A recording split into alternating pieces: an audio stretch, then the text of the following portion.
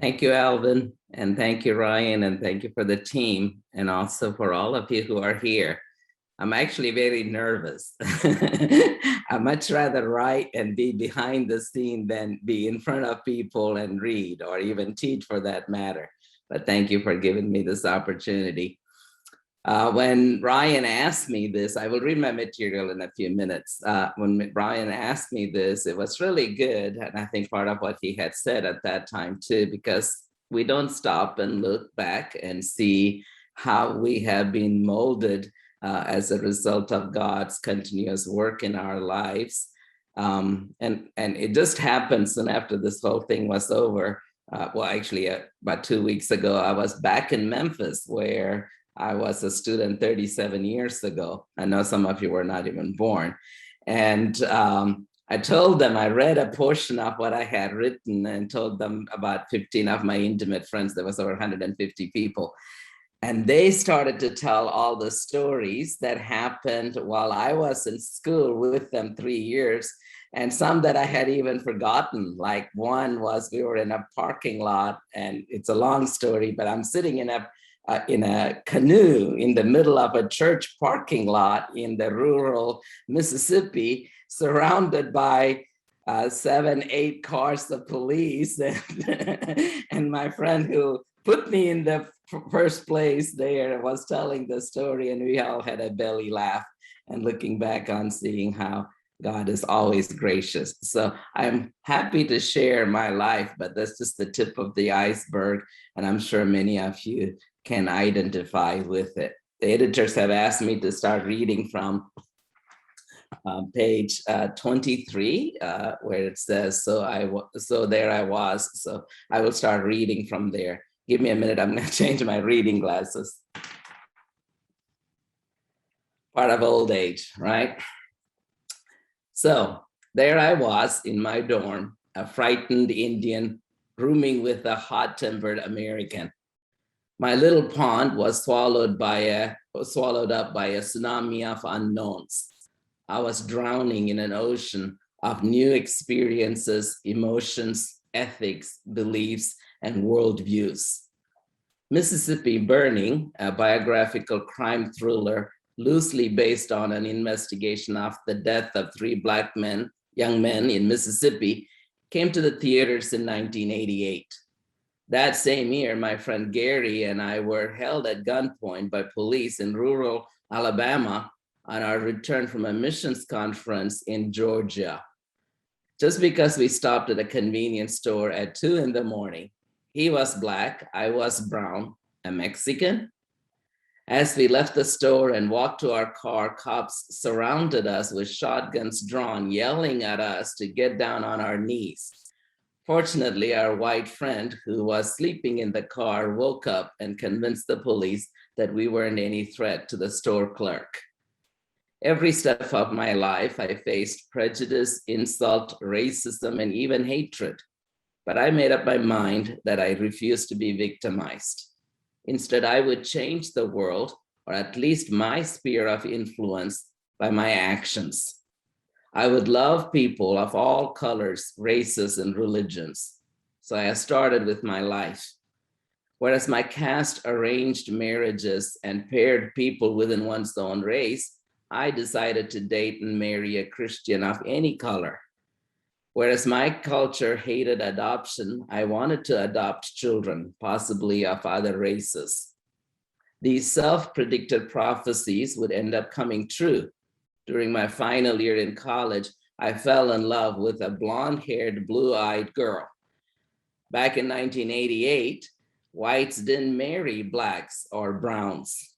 Indeed, there were laws prohibiting such marriages in the neighboring state. But one of my teachers was willing to officiate our marriage. We asked him not to say, if anyone objects, speak now, since we knew many would.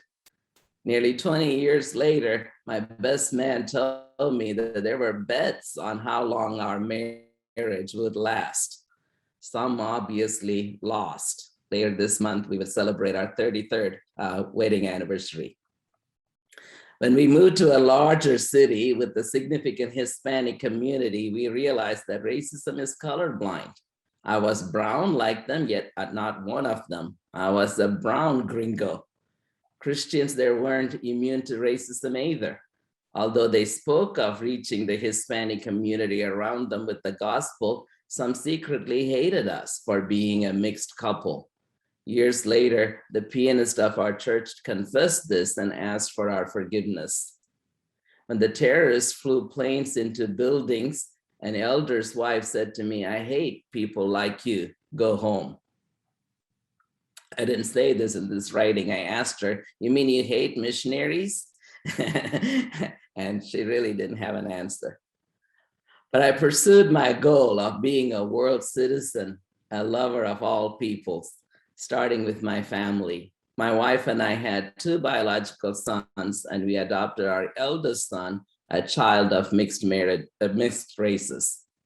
I'm an Indian citizen and an American resident, and I live elsewhere, including Singapore. To the world, I will always be different. And to be fair, I am different.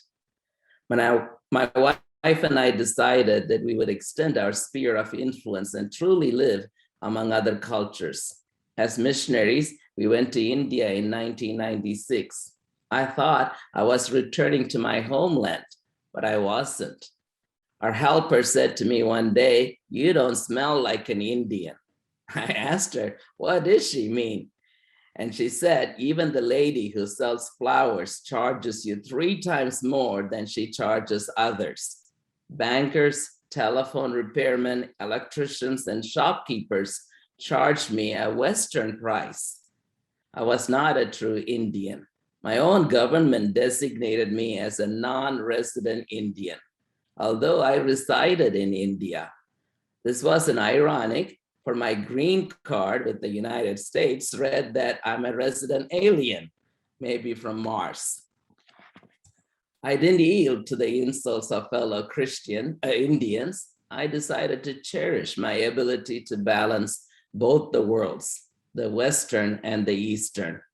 I enjoyed burgers as much as I enjoyed biryanis and dosas.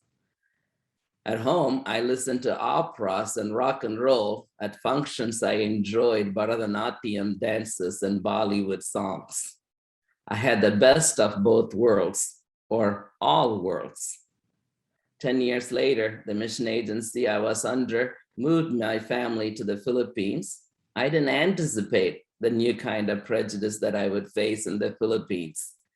They considered me a 5-6er, the name for Indian coolie turned money lenders who charged 6 pesos for every 5 they loaned.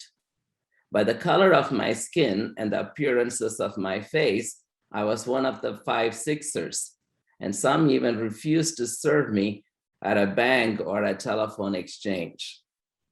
My name and education didn't protect me from prejudice either. Once I was called to preach in a church in a Western country, thinking I was a descendant of the famous preacher, Charles Haddon Spurgeon, because I have the name Spurgeon. Seeing me, they refused me the pulpit. In another country, a seminary invited me to teach, thinking I was an American. They had talked with my wife. When I arrived, they needed to know my credentials to teach. Another invited me to teach at their graduation, only to give the speech to a recent college graduate, an American. It's a cruel lie that words don't hurt as much as sticks and stones do. Words do hurt.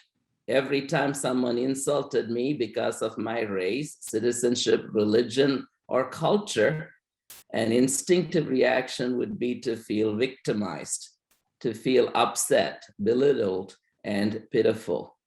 But these experiences have forced me to stop and think and to choose to repay others' meanness with my kindness. They have also given me a way of relating to others. I empathize with those who are oppressed because of their caste and color. I grieve with those who have shunned because of their disabilities. And I stand by to shelter with love those who are prejudiced against. Nobody enjoys going through negative experiences, but Peter's words continue to strengthen me in my journey Who is going to harm you if you are eager to do good? But even if you should suffer for what is right, you are blessed.